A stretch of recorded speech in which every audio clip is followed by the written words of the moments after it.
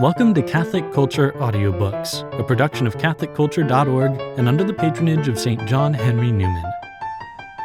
Today's reading, Immortale Dei, on the Christian Constitution of States, by Pope Leo XIII, narrated by James T. Majewski.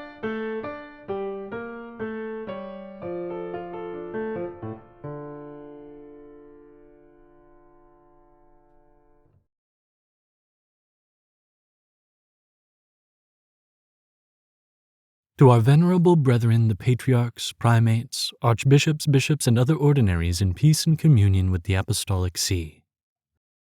The Catholic Church, that imperishable handiwork of our all-merciful God, has, for her immediate and natural purpose, the saving of souls and securing our happiness in heaven. Yet, in regard to things temporal, she is the source of benefits as manifold and great as if the chief end of her existence were to ensure the prospering of our earthly life. And indeed, wherever the Church has set her foot, she has straightway changed the face of things, and has attempered the moral tone of the people with a new civilization and with virtues before unknown. All nations which have yielded to her sway have become eminent by their gentleness, their sense of justice, and the glory of their high deeds. And yet, a hackneyed reproach of old date is leveled against her, that the Church is opposed to the rightful aims of the civil government and is wholly unable to afford help in spreading that welfare and progress which justly and naturally are sought after by every well-regulated state. From the very beginning, Christians were harassed by slanderous accusations of this nature, and on that account were held up to hatred and execration for being, so they were called, enemies of the empire. The Christian religion was moreover commonly charged with being the cause of the calamities that so frequently befell the state, whereas, in very truth, just punishment was being awarded to guilty nations by an avenging God. This odious calumny, with most valid reason, nerved the genius and sharpened the pen of St. Augustine, who, notably in his treatise, The City of God, set forth in so bright a light the worth of Christian wisdom in its relation to the public wealth, that he seems not merely to have pleaded the cause of the Christians of his day, but to have refuted for all future times impeachments so grossly contrary to truth. The wicked proneness, however, to levy like charges and accusations has not been lulled to rest. Many indeed are they who have tried to work out a plan of civil society based on doctrines other than those approved by the Catholic Church. Nay, in these latter days a novel conception of law has begun here and there to gain increase and influence, the outcome, as it is maintained, of an age arrived at full stature and the result of progressive liberty. But though endeavors of various kinds have been ventured on, it is clear that no better mode has been devised for the building up and ruling the state than that which is the necessary growth of the teachings of the gospel. We deem it, therefore, of the highest moment and a strict duty of our apostolic office to contrast with the lessons taught by Christ the novel theories now advanced touching the state. By this means we cherish hope that the bright shining of the truth may scatter the mists of error and doubt, so that one and all may see clearly the imperious law of life which they are bound to follow and obey. It is not difficult to determine what would be the form and character of the state were it governed according to the principles of Christian philosophy. Man's natural instinct moves him to live in civil society, for he cannot, if dwelling apart, provide himself with the necessary requirements of life, nor procure the means of developing his mental and moral faculties. Hence it is divinely ordained that he should lead his life, be it family or civil, with his fellow men, amongst whom alone his several wants can be adequately supplied. But as no society can hold together unless some one be over all, directing all to strive earnestly for the common good, every body politic must have a ruling authority, and this authority, no less than society itself, has its source in nature, and has, consequently, God for its author. Hence it follows that all public power must proceed from God. For God alone is the true and supreme Lord of the world. Everything, without exception, must be subject to Him and must serve Him, so that whosoever holds the right to govern holds it from one sole and single source, namely, God, the sovereign ruler of all. There is no power but from God. The right to rule is not necessarily, however, bound up with any special mode of government. It may take this or that form, provided only that it be of a nature of the government. Rulers must ever bear in mind that God is the paramount ruler of the world, and must set him before themselves as their exemplar and law in the administration of the state. For in things visible, God has fashioned secondary causes, in which his divine action can in some wise be discerned, leading up to the end to which the course of the world is ever tending. In like manner, in civil society, God has always willed that there should be a ruling authority, and that they who are invested with it should reflect the divine power and providence in some measure over the human race. They, therefore, who rule should rule with even-handed justice, not as masters, but rather as fathers. For the rule of God over man is most just, and is tempered always with a father's kindness. Government should, moreover, be administered for the well-being of the citizens, because they who govern others possess authority solely for the welfare of the state. Furthermore, the civil power must not be subservient to the advantage of any one individual or of some few persons, inasmuch as it was established for the common good of all. But if those who are in authority rule unjustly, if they govern overbearingly or arrogantly, and if their measures prove hurtful to the people, they must remember that the Almighty will one day bring them to account, the more strictly in proportion to the sacredness of their office and preeminence of their dignity. The mighty shall be mightily tormented. Then, truly, will the majesty of the law meet with the dutiful and willing homage of the people when they are convinced that their rulers hold authority from God and feel that it is a matter of justice and duty to obey them and to show them reverence and fealty, united to a love not unlike that which children show their parents. Let every soul be subject to higher powers. To despise legitimate authority, in whomsoever vested, is unlawful as a rebellion against the divine will, and whoever resists that rushes wilfully to destruction.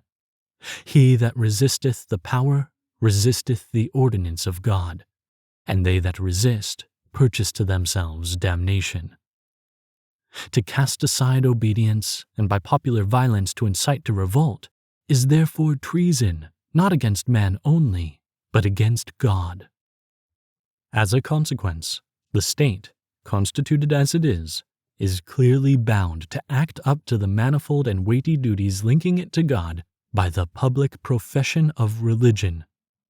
Nature and reason, which command every individual devoutly to worship God in holiness, because we belong to him and must return to him since from him we came, bind also the civil community by a like law. For men living together in society are under the power of God no less than individuals are, and society, no less than individuals, owes gratitude to God who gave it being and maintains it, and whose ever-bounteous goodness enriches it with countless blessings.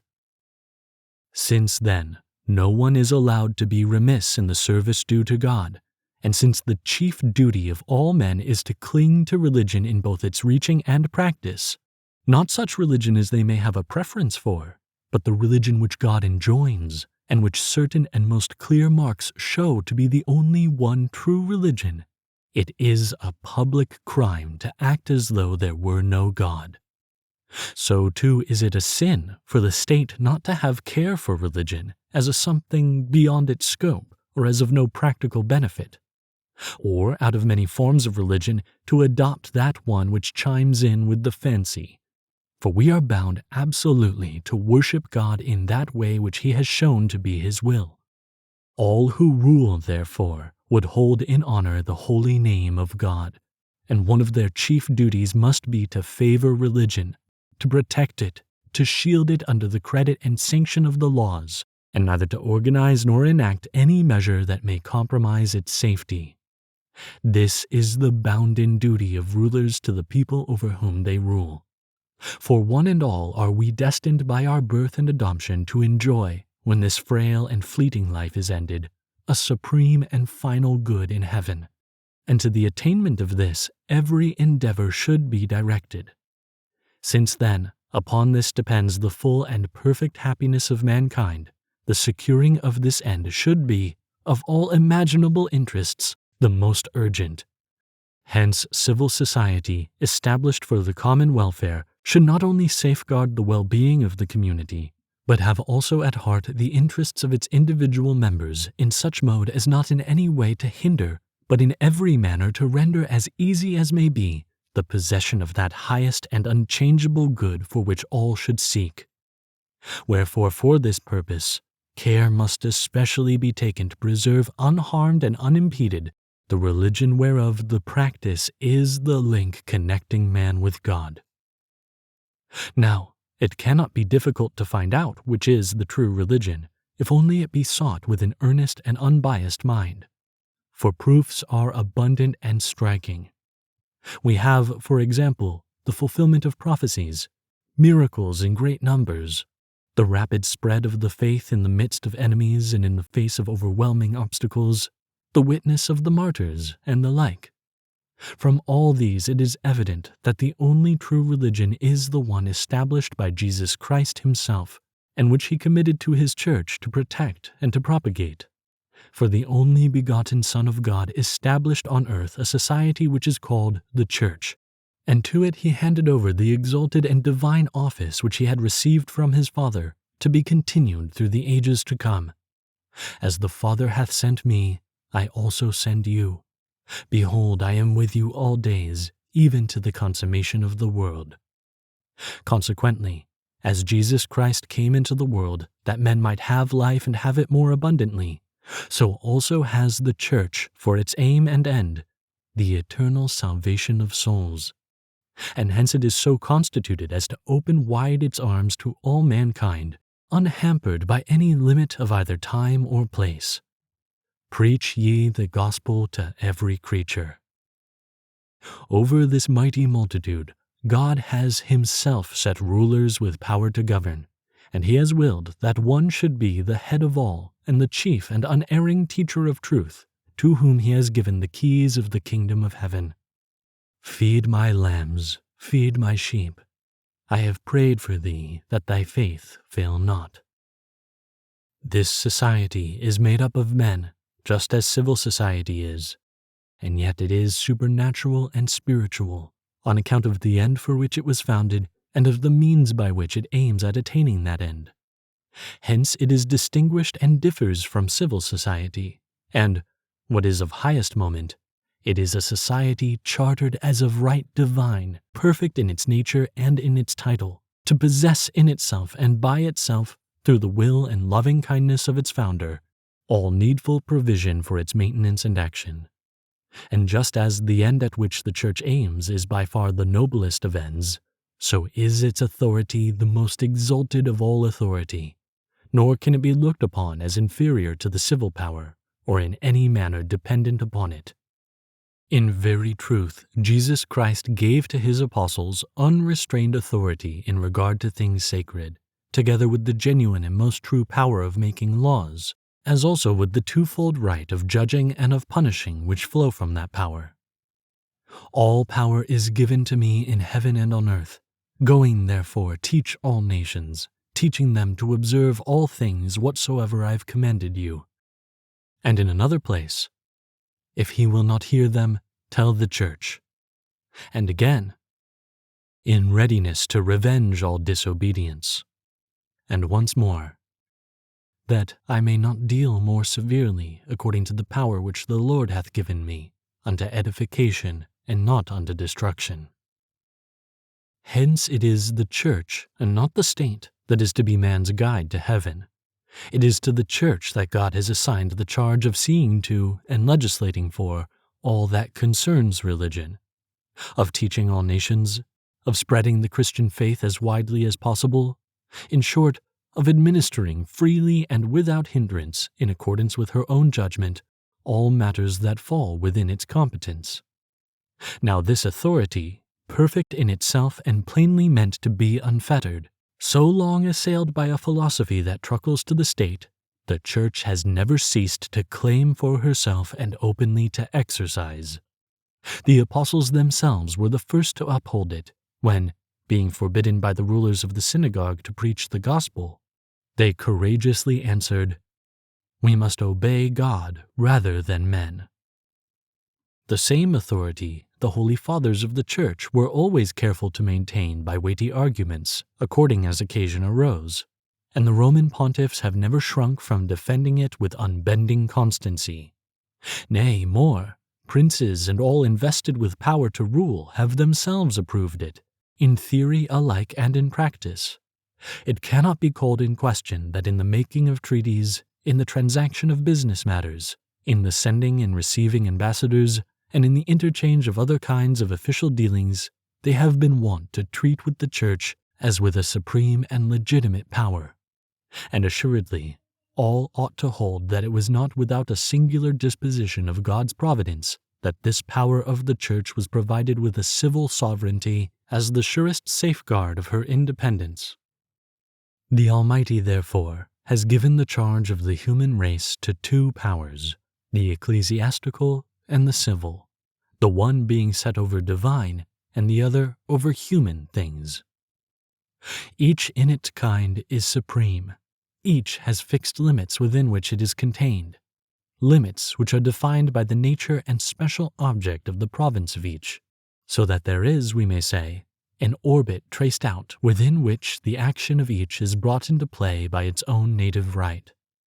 But inasmuch as each of these two powers has authority over the same subjects, and as it might come to pass that one and the same thing, related differently but still remaining one and the same thing, might belong to the jurisdiction and determination of both, therefore God, who foresees all things and who is the author of these two powers, has marked out the course of each in right correlation to the other. For the powers that are ordained of God. Were this not so, deplorable contentions and conflicts would often arise, and, not infrequently, men, like travelers at the meeting of two roads, would hesitate in anxiety and doubt, not knowing what course to follow. Two powers would be commanding contrary things, and it would be a dereliction of duty to disobey either of the two. But it would be most repugnant to them to think thus of the wisdom and goodness of God. Even in physical things, albeit of a lower order, the Almighty has so combined the forces and springs of nature with tempered action and wondrous harmony that no one of them clashes with any other, and all of them most fitly and aptly work together for the great purpose of the universe. There must, accordingly, exist between these two powers a certain orderly connection, which may be compared to the union of the soul and body in man. The nature and scope of that connection can be determined only, as we have laid down, by having regard to the nature of each power, and by taking account of the relative excellence and nobleness of their purpose. One of the two has for its proximate and chief object the well-being of this mortal life, the other, the everlasting joys of heaven. Whatever, therefore, in things human is of a sacred character, whatever belongs, either of its own nature or by reason of the end to which it is referred, to the salvation of souls or to the worship of God, is subject to the power and judgment of the Church. Whatever is to be ranged under the civil and political order is rightly subject to the civil authority. Jesus Christ has himself given command that what is Caesar's is to be rendered to Caesar, and that what belongs to God is to be rendered to God. There are, nevertheless, occasions when another method of concord is available for the sake of peace and liberty. We mean when rulers of the state and the Roman pontiff come to an understanding touching some special matter. At such times the Church gives signal proof of her motherly love by showing the greatest possible kindliness and indulgence. Such, then, as we have briefly pointed out, is the Christian organization of civil society, not rashly or fancifully shaped out, but educed from the highest and truest principles, confirmed by natural reason itself. In such organization of the state there is nothing that can be thought to infringe upon the dignity of rulers, and nothing unbecoming them. Nay, so far from degrading the sovereign power in its due rights, it adds to its permanence and luster. Indeed, when more fully pondered, this mutual coordination has a perfection in which all other forms of government are lacking, and from which excellent results would flow, were the several component parts to keep their place and duly discharge the office and work appointed respectively for each. And, doubtless, in the constitution of the state such as we have described, divine and human things are equitably shared, the rights of citizens assured to them, and fenced round by divine, by natural, and by human law, the duties incumbent on each one being wisely marked out, and their fulfillment fittingly ensured. In their uncertain and toilsome journey to the everlasting city, all see that they have safe guides and helpers on their way, and are conscious that others have charge to protect their persons alike and their possessions, and to obtain or preserve for them everything essential for their present life. Furthermore, domestic society acquires that firmness and solidity so needful to it from the holiness of marriage, one and indissoluble, wherein the rights and duties of husband and wife are controlled with wise justice and equity. Due honor is assured to the woman. The authority of the husband is conformed to the pattern afforded by the authority of God. The power of the father is tempered by a due regard for the dignity of the mother and her offspring, and the best possible provision is made for the guardianship, welfare, and education of the children. In political affairs and all matters civil, the laws aim at securing the common good, and are not framed according to the delusive caprices and opinions of the mass of the people, but by truth and by justice. The ruling powers are invested with a sacredness more than human, and are withheld from deviating from the path of duty and from overstepping the bounds of rightful authority. And the obedience is not the servitude of man to man, but submission to the will of God, exercising His sovereignty through the medium of men. Now, this being recognized as undeniable, it is felt that the high office of rulers should be held in respect, that public authority should be constantly and faithfully obeyed, that no act of sedition should be committed, and that the civic order of the Commonwealth should be maintained as sacred. So also, as to the duties of each one toward his fellow men, mutual forbearance, kindliness, generosity are placed in the ascendant. The man who is at once a citizen and a Christian is not drawn aside by conflicting obligations. And lastly, the abundant benefits with which the Christian religion, of its very nature, endows even the mortal life of man, are acquired for the community and civil society. And this to such an extent that it may be said in sober truth, the condition of the Commonwealth depends on the religion with which God is worshipped, and between one and the other there exists an intimate and abiding connection. Admirably, according to his wont, does St. Augustine in many passages enlarge upon the nature of these advantages, but nowhere more markedly and to the point than when he addresses the Catholic Church in the following words: "Thou dost teach and train children with much tenderness, young men with much vigor, old men with much gentleness, as the age not of the body alone, but of the mind of each requires. Women thou dost subject to their husbands in chaste and faithful obedience, not for the gratifying of their lust, but for bringing forth children, and for having a share in the family concerns. Thou dost set husbands over their wives, not that they may play false to the weaker sex, but according to the requirements of sincere affection. Thou dost subject children to their parents in a kind of free service, and dost establish parents over their children with a benign rule. Thou joinest together, not in society only, but in a sort of brotherhood, citizen with citizen, nation with nation, and the whole race of men, by reminding them of their common parentage. Thou teachest kings to look to the interests of their people, and dost admonish the people to be submissive to their kings.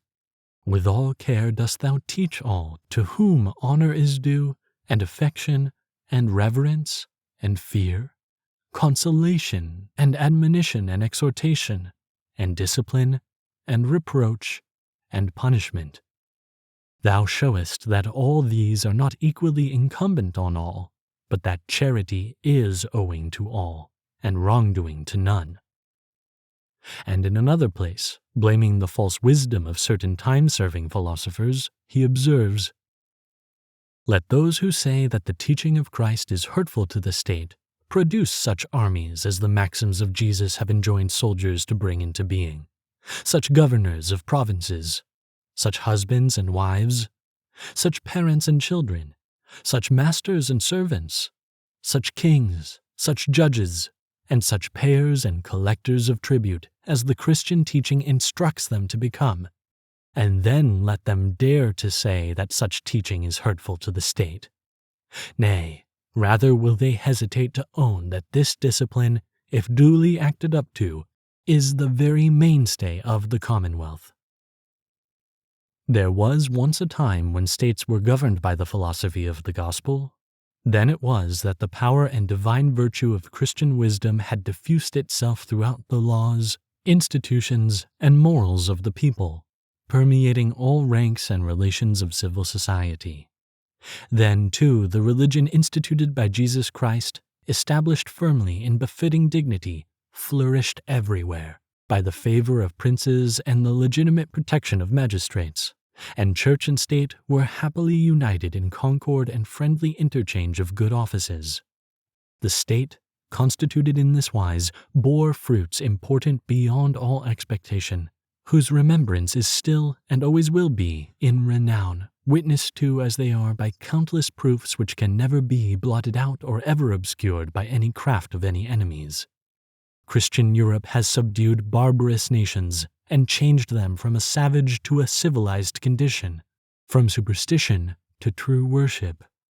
It victoriously rolled back the tide of Mohammedan conquest, retained the headship of civilization, stood forth in the front rank as the leader and teacher of all in every branch of national culture, bestowed on the world the gift of true and many-sided liberty, and most wisely founded very numerous institutions for the solace of human suffering.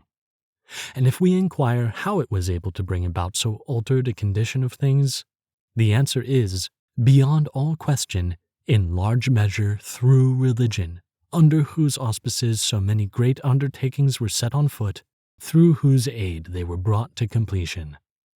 A similar state of things would certainly have continued had the agreement of the two powers been lasting.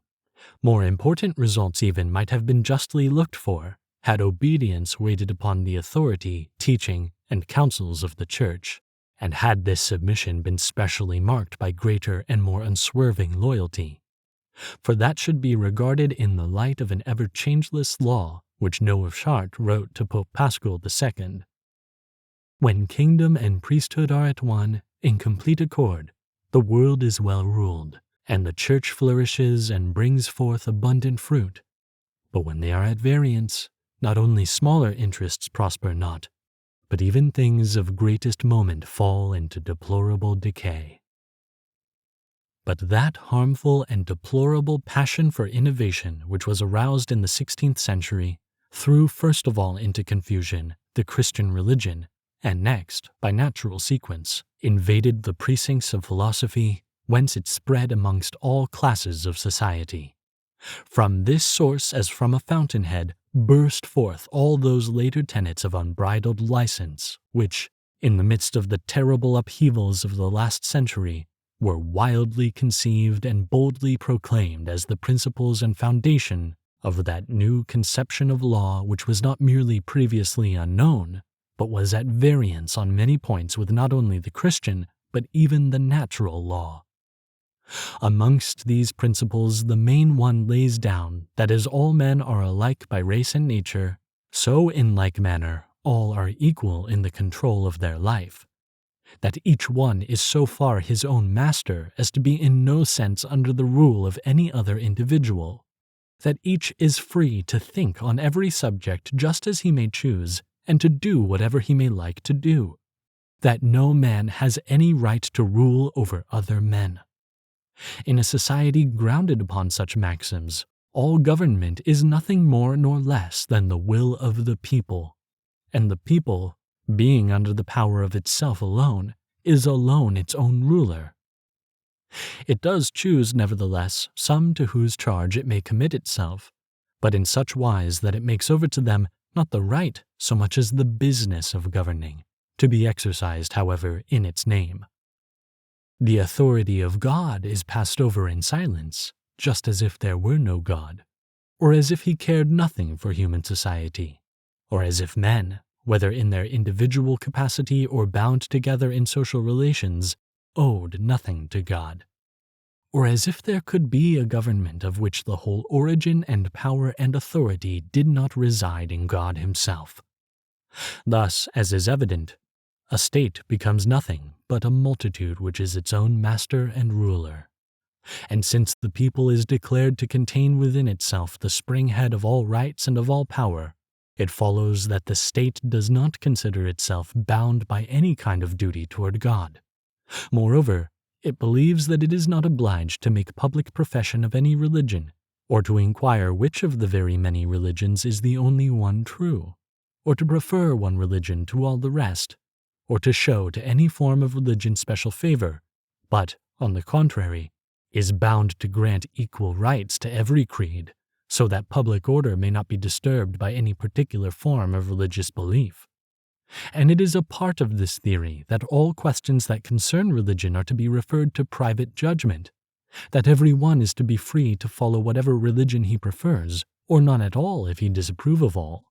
From this the following consequences logically flow: that the judgment of each one's conscience is independent of all law, that the most unrestrained opinions may be openly expressed as to the practice or omission of divine worship, and that every one has unbounded license to think whatever he chooses and to publish abroad whatever he thinks. Now, when the state rests on foundations like those just named, and for the time being they are greatly in favor, it readily appears into what and how unrightful a position the Church is driven. For when the management of public business is in harmony with doctrines of such a kind, the Catholic religion is allowed a standing in civil society equal only or inferior to societies alien from it. No regard is paid to the laws of the Church, and she who, by the order and commission of Jesus Christ, has the duty of teaching all nations, finds herself forbidden to take any part in the instruction of the people. With reference to matters that are of twofold jurisdiction, they who administer the civil power lay down the law at their own will, and in matters that appertain to religion, defiantly put aside the most sacred decrees of the Church. They claim jurisdiction over the marriages of Catholics, even over the bond as well as the unity and the indissolubility of matrimony. They lay hands on the goods of the clergy, contending that the Church cannot possess property. Lastly, they treat the Church with such arrogance that, rejecting entirely her title to the nature and rights of a perfect society, they hold that she differs in no respect from other societies in the state, and for this reason possesses no right nor any legal power of action, save that which she holds by the concession and favor of the government. If, in any state, the Church retains her own agreement publicly entered into by the two powers, men forthwith begin to cry out that matters affecting the Church must be separated from those of the state. Their object in uttering this cry is to be able to violate unpunished their plighted faith, and in all things to have unchecked control. And as the Church, unable to abandon her chiefest and most sacred duties, cannot patiently put up with this, and asks that the pledge given to her be fully and scrupulously acted up to, contentions frequently arise between the ecclesiastical and the civil power, of which the issue commonly is that the weaker power yields to the one which is stronger in human resources. Accordingly, it has become the practice and determination under this condition of public polity, now so much admired by many, either to forbid the action of the Church altogether, or to keep her in check and bondage to the state. Public enactments are in great measure framed with this design. The drawing up of laws, the administration of state affairs, the godless education of youth, the spoliation and suppression of religious orders, the overthrow of the temporal power of the Roman pontiff, all alike aim to this one end, to paralyze the action of Christian institutions to cramp to the utmost the freedom of the Catholic Church, and to curtail her ever single prerogative. Now, natural reason itself proves convincingly that such concepts of the government of a state are wholly at variance with the truth. Nature itself bears witness that all power of every kind has its origin from God, who is its chief and most august source. The sovereignty of the people, however, and this without any reference to God, is held to reside in the multitude, which is doubtless a doctrine exceedingly well calculated to flatter and to inflame many passions, but which lacks all reasonable proof and all power of ensuring public safety and preserving order. Indeed, from the prevalence of this teaching, things have come to such a pass that many hold as an axiom of civil jurisprudence that seditions may be rightfully fostered, for the opinion prevails that princes are nothing more than delegates chosen to carry out the will of the people, whence it necessarily follows that all things are as changeable as the will of the people, so that risk of public disturbance is ever hanging over our heads. To hold, therefore, that there is no difference in matters of religion between forms that are unlike each other, and even contrary to each other, most clearly leads in the end to the rejection of all religion in both theory and practice. And this is the same thing as atheism, however it may differ from it in name. Men who really believe in the existence of God must, in order to be consistent with themselves and to avoid absurd conclusions, understand that differing modes of divine worship involving dissimilarity and conflict even on most important points cannot all be equally probable, equally good, and equally acceptable to God. So, too, the liberty of thinking and of publishing whatsoever each one likes without any hindrance is not in itself an advantage over which society can wisely rejoice. On the contrary, it is the fountainhead and origin of many evils. Liberty is a power perfecting man, and hence should have truth and goodness for its object. But the character of goodness and truth cannot be changed at option. These remain ever one and the same, and are no less unchangeable than nature itself. If the mind assents to false opinions, and the will chooses and follows after what is wrong, neither can attain its native fullness, but both must fall from their native dignity into an abyss of corruption. Whatever, therefore, is opposed to virtue and truth may not rightly be brought temptingly before the eye of man, much less sanctioned by the favor and protection of the law. A well-spent life is the only way to heaven, whither all are bound, and on this account the state is acting against the laws and dictates of nature whenever it permits the license of opinion and of action to lead minds astray from truth and souls away from the practice of virtue. To exclude the Church founded by God Himself from life, from laws, from the education of youth, from domestic society, is a grave and fatal error.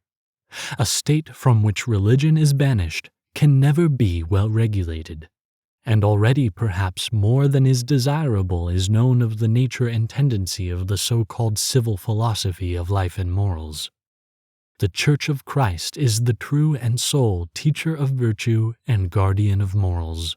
She it is who preserves in their purity the principles from which duties flow, and, by setting forth most urgent reasons for virtuous life, bids us not only to turn away from wicked deeds, but even to curb all movements of the mind that are opposed to reason, even though they be not carried out in action. To wish the Church to be subject to the civil power in the exercise of her duty is a great folly and a sheer injustice.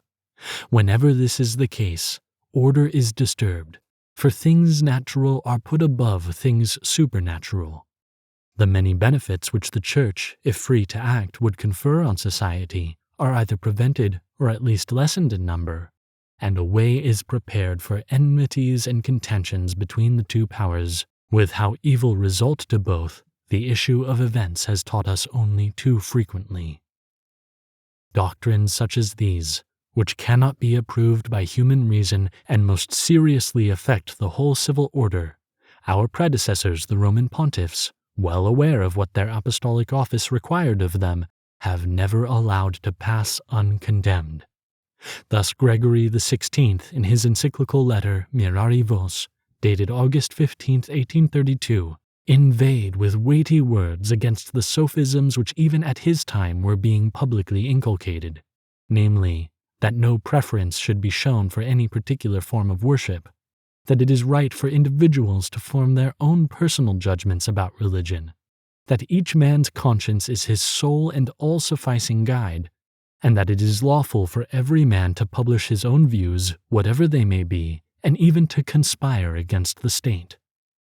On the question of the separation of church and state, the same pontiff writes as follows: "Nor can we hope for happier results, either for religion or for the civil government, from the wishes of those who desire that the church be separated from the state, and the concord between the secular and ecclesiastical authority be dissolved. It is clear that these men, who yearn for a shameless liberty, live in dread of an agreement which has always been fraught with good and advantageous alike to sacred and civil interests." To the like effect also, as occasion presented itself, did Pius IX brand publicly many false opinions which were gaining ground, and afterwards ordered them to be condensed in summary form in order that in this sea of error Catholics might have a light which they might safely follow. From these pronouncements of the popes it is evident that the origin of public power is to be sought for in God himself, and not in the multitude, and that it is repugnant to reason to allow free scope for sedition.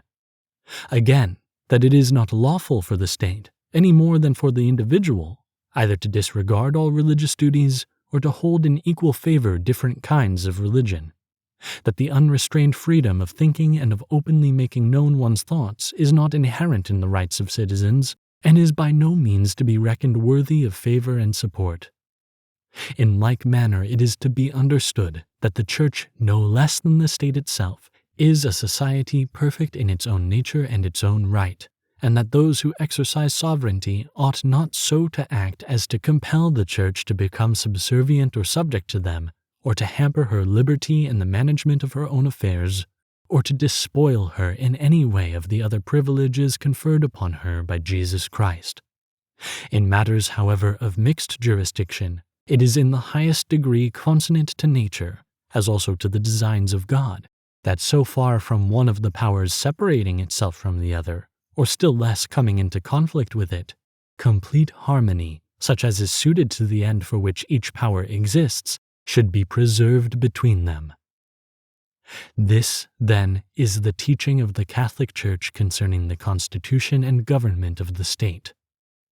By the words and decrees just cited, if judged dispassionately, no one of the several forms of government is in itself condemned, inasmuch as none of them contains anything contrary to Catholic doctrine, and all of them are capable, if wisely and justly managed, to ensure the welfare of the state. Neither is it blameworthy in itself, in any manner, for the people to have a share, greater or less, in the government, for at certain times, and under certain laws, such participation may not only be of benefit to the citizens, but may even be of obligation. Nor is there any reason why any one should accuse the Church of being wanting in gentleness of action or largeness of view, or of being opposed to real and lawful liberty. The Church, indeed, deems it unlawful to place the various forms of divine worship on the same footing as the true religion, but does not, on that account, condemn those rulers who, for the sake of securing some great good or of hindering some great evil, allow patiently custom or usage to be a kind of sanction for each kind of religion having its place in the state. And in fact, the Church is wont to take earnest heed that no one shall be forced to embrace the Catholic faith against his will. For as St. Augustine wisely reminds us, man cannot believe otherwise than of his own will. In the same way, the Church cannot approve of that liberty which begets a contempt of the most sacred laws of God, and casts off the obedience due to lawful authority. For this is not liberty, so much as license, and is most correctly styled by St. Augustine, the liberty of self-ruin, and by the Apostle St. Peter, the cloak of malice. Indeed, since it is opposed to reason, it is a true slavery, For whosoever committeth sin is the slave of sin. On the other hand, that liberty is truly genuine and to be sought after, which in regard to the individual does not allow men to be the slaves of error and of passion, the worst of all masters, which too in public administration guides the citizens in wisdom and provides for them increased means of well-being, and which further protects the state from foreign interference.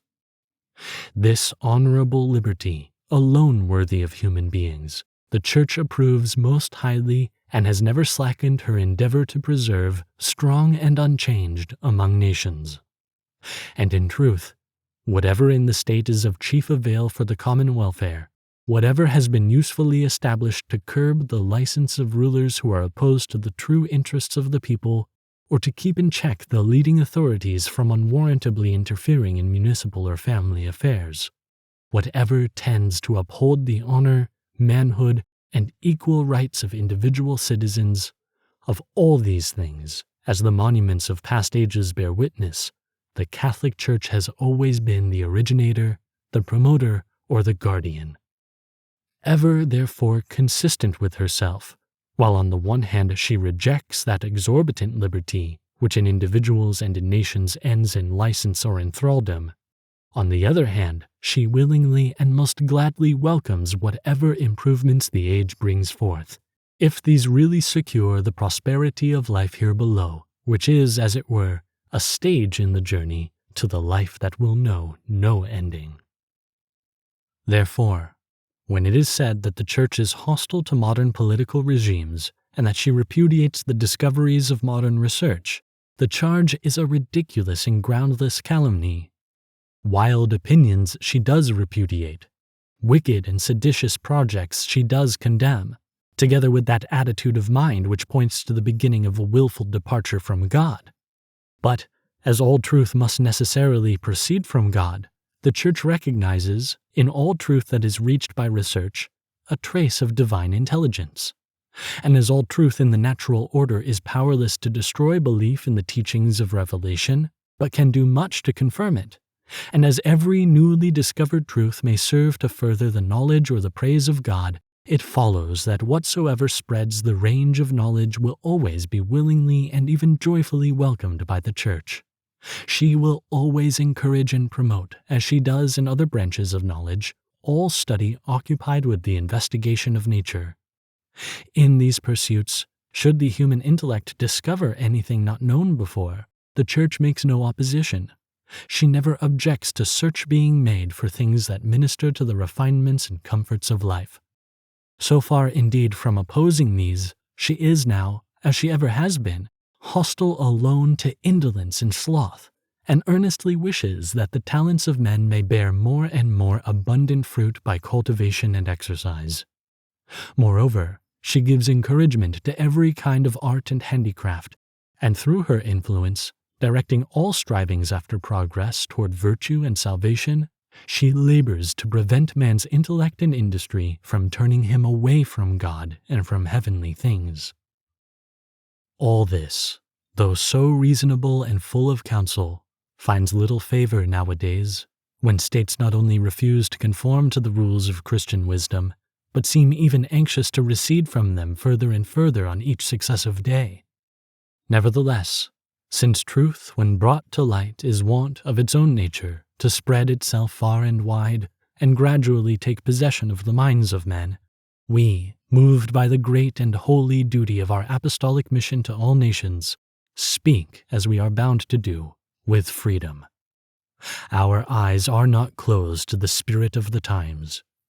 We repudiate not the assured and useful improvements of our age, but devoutly wish affairs of state to take a safer course than they are now taking, and to rest on a more firm foundation without injury to the true freedom of the people. For the best parent and guardian of liberty amongst men is truth. The truth shall make you free. If in the difficult times in which our lot is cast, Catholics will give ear to us, as it behoves them to do, they will readily see what are the duties of each one in matters of opinion as well as action.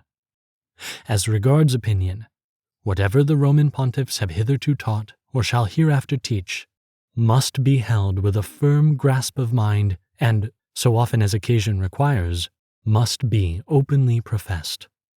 Especially with reference to the so-called liberties which are so greatly coveted in these days, all must stand by the judgment of the Apostolic See and have the same mind.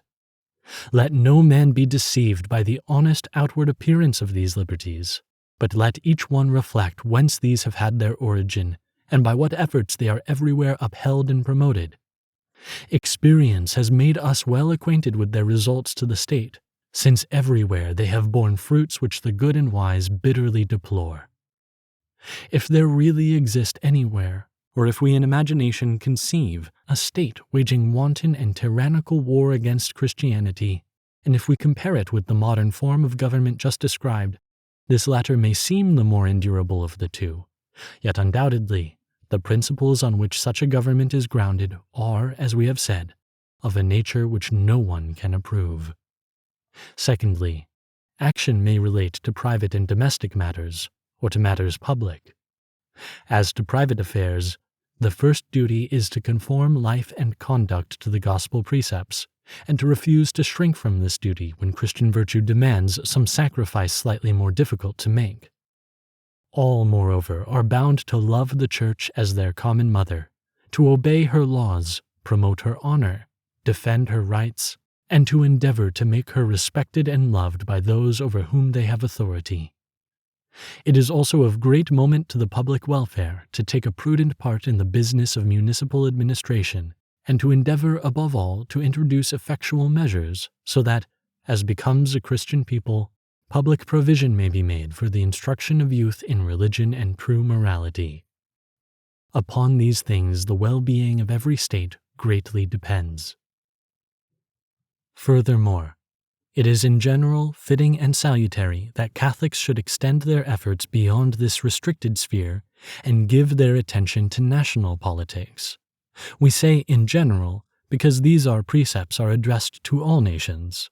However, it may in some places be true that, for most urgent and just reasons, it is by no means expedient for Catholics to engage in public affairs or to take an active part in politics. Nevertheless, as we have laid down, to take no share in public matters would be as wrong as to have no concern for, or to bestow no labor upon, the common good, and the more so because Catholics are admonished, by the very doctrines which they profess, to be upright and faithful in the discharge of duty, while, if they hold aloof, men whose principles offer but small guarantee for the welfare of the state will more readily seize the reins of government. This would tend also to the injury of the Christian religion, forasmuch as those would come into power who are badly disposed toward the Church, and those who are willing to befriend her would be deprived of all influence. It follows clearly, therefore, that Catholics have just reasons for taking part in the conduct of public affairs, for in so doing they assume not, nor should they assume, the responsibility of approving what is blameworthy in the actual methods of government, but seek to turn these very methods, so far as is possible, to the genuine and true public good, and to use their best endeavors at the same time to infuse, as it were, into all the veins of the state the healthy sap and blood of Christian wisdom and virtue. The morals and ambitions of the heathens differed widely from those of the gospel, yet Christians were to be seen living undefiled everywhere in the midst of pagan superstition, and, while always true to themselves, coming to the front boldly wherever an opening was presented. Models of loyalty to their rulers, submissive, so far as was permitted, to the sovereign power, they shed around them on every side a halo of sanctity. They strove to be helpful to their brethren and to attract others to the wisdom of Jesus Christ, yet were bravely ready to withdraw from public life, nay, even to lay down their life, if they could not without loss of virtue retain honors, dignities, and offices. For this reason, Christian ways and manners speedily found their way not only into private houses, but into the camp, the Senate, and even into the imperial palaces. "We are but of yesterday," wrote Tertullian, "yet we swarm in all your institutions. We crowd your cities, islands, villages, towns, assemblies, the army itself, your wards and corporations, the palace, the senate, and the law courts. So that the Christian faith, when once it became lawful to make public profession of the gospel, appeared in most of the cities of Europe, not like an infant crying in its cradle, but already grown up and full of vigor. In these our days, it is well to revive these examples of our forefathers. First and foremost, it is the duty of all Catholics worthy of the name and wishful to be known as most loving children of the Church to reject without swerving whatever is inconsistent with so fair a title, to make use of popular institutions, so far as can be honestly done, for the advancement of truth and righteousness, to strive that liberty of action shall not transgress the bounds marked out by nature and the law of God, to endeavor to bring back all civil society to the pattern and form of Christianity which we have described. It is barely possible to lay down any fixed method by which such purposes are to be attained, because the means adopted must suit places and times widely differing from one another. Nevertheless, above all things, unity of aim must be preserved, and similarity must be sought after in all plans of action. Both these objects will be carried into effect without fail, if all will follow the guidance of the Apostolic See as their rule of life, and obey the bishops whom the Holy Spirit has placed to rule the Church of God. The defense of Catholicism, indeed, necessarily demands that in the profession of doctrines taught by the Church, all shall be of one mind and all steadfast in believing, and care must be taken never to connive in any way at false opinions, never to withstand them less strenuously than truth allows. In mere matters of opinion it is permissible to discuss things with moderation, with a desire of searching into the truth, without unjust suspicion or without angry recriminations. Hence, lest concord be broken by rash charges, let this be understood by all, that the integrity of Catholic faith cannot be reconciled with opinions verging on naturalism or rationalism, the essence of which is utterly to do away with Christian institutions and to install in society the supremacy of man to the exclusion of God. Further, it is unlawful to follow one line of conduct in private life and another in public, respecting privately the authority of the Church, but publicly rejecting it. For this would amount to joining together good and evil, and to putting man in conflict with himself, whereas he ought always to be consistent, and never in the least point nor in any condition of life to swerve from Christian virtue. But in matters merely political, as, for instance, the best form of government and this or that system of administration, a difference of opinion is lawful.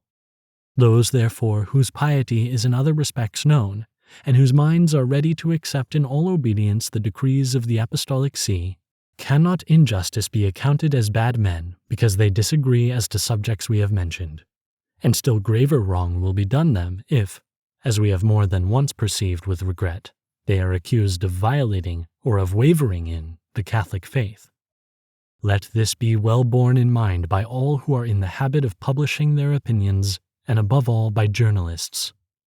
In the endeavor to secure interests of the highest order, there is no room for intestine strife or party rivalries, since all should aim with one mind and purpose to make safe that which is the common object of all, the maintenance of religion and of the state.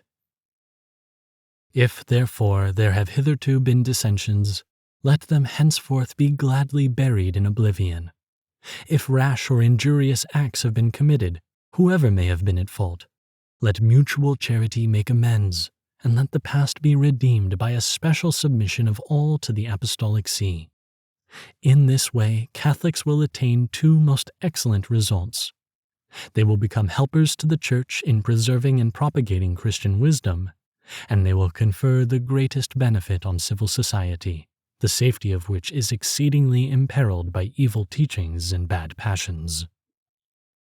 This, venerable brethren, is what we have thought it our duty to expound to all nations of the Catholic world, touching the Christian constitution of states and the duties of individual citizens.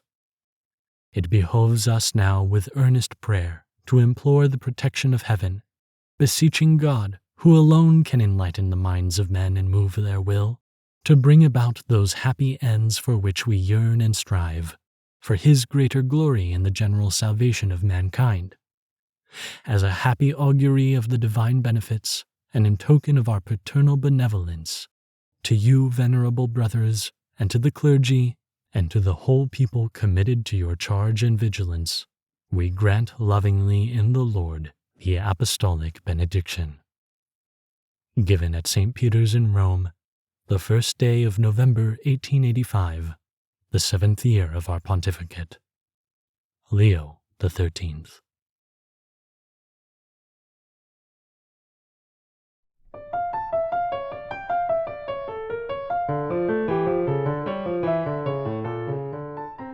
This has been Immortale Dei, on the Christian Constitution of States, by Pope Leo XIII, narrated by James T. Majewski. Production copyright 2020 by Trinity Communications.